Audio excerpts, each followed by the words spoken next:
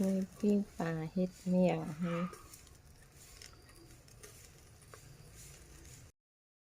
เจ็บห้ามมองมีใส่เมี่ยง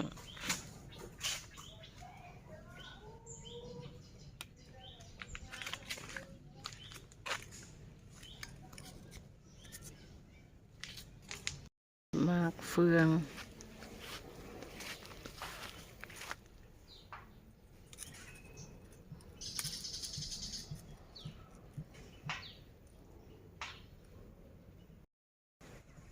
มากแข้ง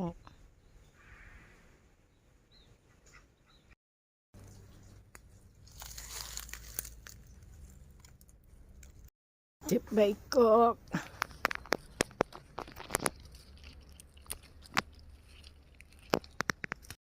ใบกระดูก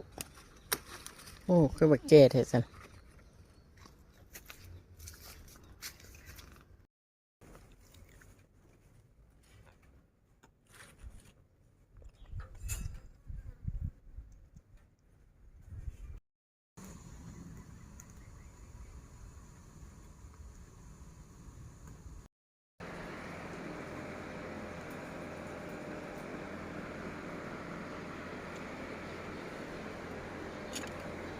เจียวปรุงเองนิดนึง